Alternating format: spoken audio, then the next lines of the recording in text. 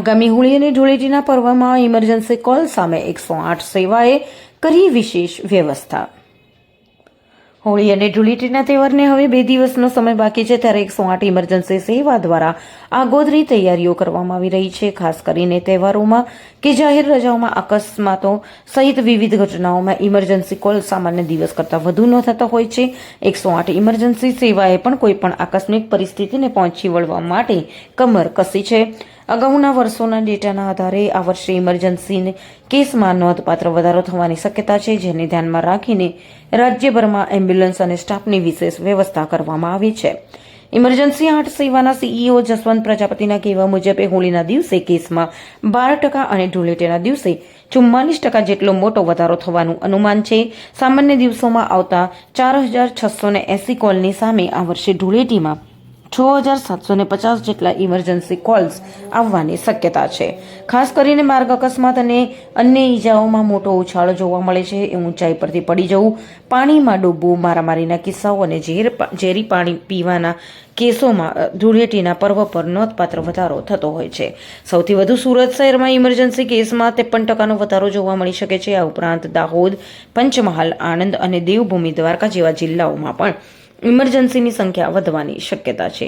રાજ્યભરમાં હાલ 800 જેટલી 108 ambulance, 38 ICU on wheels, 2 boat ambulance અને 1 એર એમ્બ્યુલન્સ કાર્યરત છે।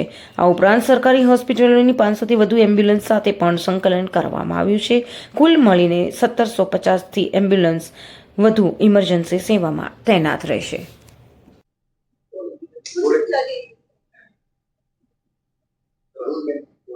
सर तहेवारों में 108 में इमरजेंसी कॉलમાં વધારો થતો હોય છે, તો હોળી ધૂળેટીનો તહેવાર આવી રહ્યો છે ત્યારે કેવો પ્રકારનું આયોજન કરવામાં?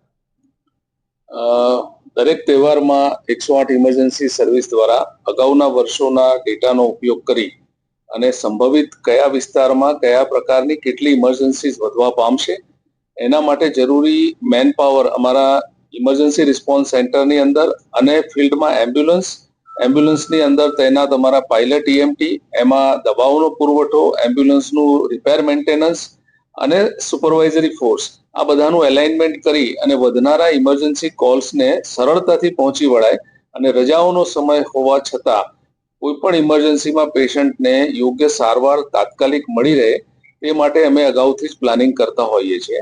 આ વખતે 2026ની હોળી અને ધૂળેટી આ પર્વની જો વાત કરવામાં આવે તો છેલ્લા 5 વર્ષમાં હોળીના દિવસે સામાન્ય 10-11% વધારો હોય છે અને ધૂળેટીના દિવસે એ વધારો 25 થી લઈને 35% સુધીનો છેલ્લા 5 વર્ષમાં અમે જોયો છે।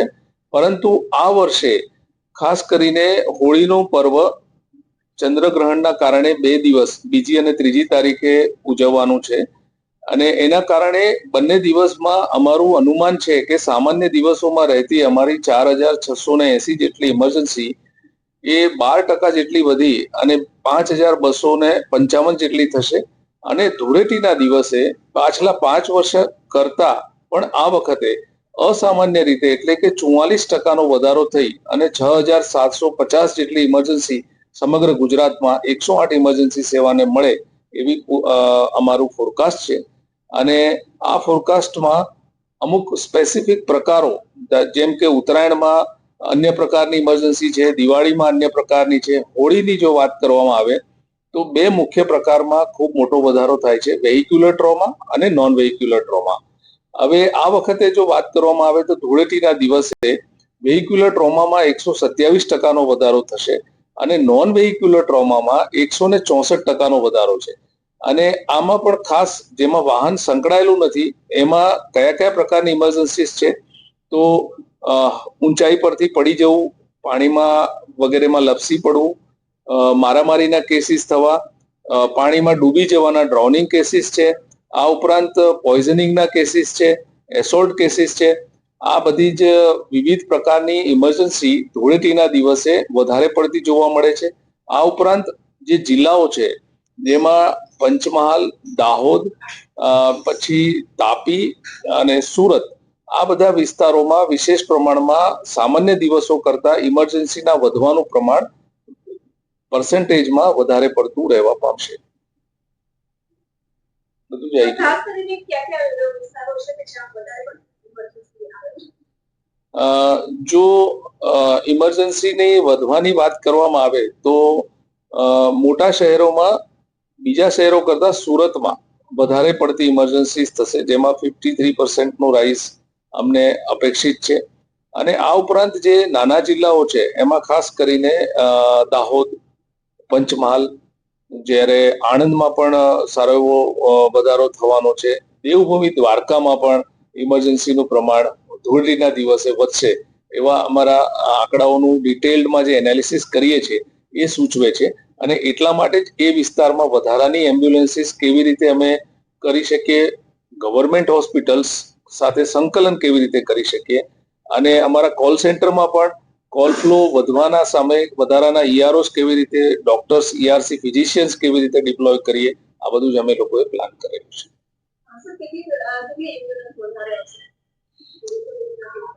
ગુજરાતમાં હાલ 108 સેવામાં 800 જેટલી 108 emergency road ambulances, 38 ICU on wheel, 2 boat ambulances, 1 air ambulance અને લગભગ 500 જેટલી સરકારી દવાખાનાઓની એમ્બ્યુલન્સ જેનું 108 સાથે સંકલન કરેલું છે. તો હાલમાં જોઈએ તો લગભગ 1750 જેટલી એમ્બ્યુલન્સીસ સમગ્ર રાજ્યમાં તૈનાત રહેશે.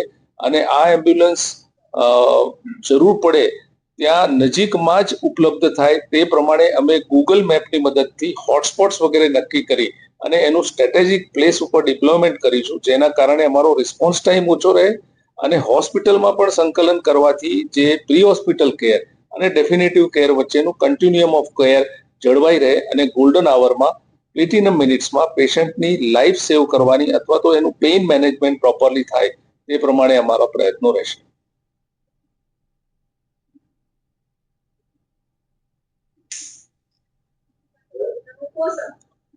નવું 112 આવ્યું છે હવે, એટલે એમાં 1000 પીસીઆર વેન છે, બીજી 1000 પીસીઆર વેન આ એકાદ બે મહિનામાં જ એડ થઈ જશે. એટલે પોલીસનો રિસ્પોન્સ ટાઈમ અત્યારે લગભગ જોઈએ તો શરૂઆતમાં તો 30 મિનિટ હતો, પણ હવે એ લોકોએ પણ બહુ સરસ રીતે બધું ગિયરઅપ કર્યું છે. તો અમે લોકો લગભગ 12-13 મિનિટ સુધી પહોંચ્યા છીએ, પણ અમારું ટાર્ગેટ છે કે 10 મિનિટની અંદર રૂરલમાં અને અર્બનમાં બંને જગ્યાએ પહોંચી જાય. એટલે એ એક સારો પ્રોજેક્ટ અત્યારે નવું છે. એના કારણે શું થયું છે કે બધી મેજર 5 ઇમરજન્સી સર્વિસ છે જેના માટે અલગ અલગ નંબરો પોપ્યુલર હતા. પોલીસ માટે 100, ફાયર માટે 101, પછી મેડિકલ માટે 108, વુમન હેલ્પલાઇન માટે 181 અને ડિઝાસ્ટર માટે 1070. તો આ બધા જ નંબરમાં અલગ અલગ મુશ્કેલી, અલગ અલગ હેલ્પલાઇનમાં અલગ અલગ નંબરો માણસને મુશ્કેલીમાં હોય ત્યારે યાદ રાખવાની જરૂર ના પડે. એટલા માટે અમેરિકામાં જેમ 911 છે એવી રીતે યુકેમાં 112 છે અને ભારતે પણ 112 નંબરને નેશનલી ડિક્લેર કર્યો છે. અને એની મોબાઈલ એપ્લિકેશન પણ બહુ સુંદર છે. તો એનો ઉપયોગ કરવાથી કોઈ પણ પ્રકારની ઇમરજન્સી હોય અને એનું લોકેશન પણ અમને ઓટોમેટિક મળી જાય વ્યક્તિનું, કે કયા જગ્યાએથી એ કોલ કરે છે.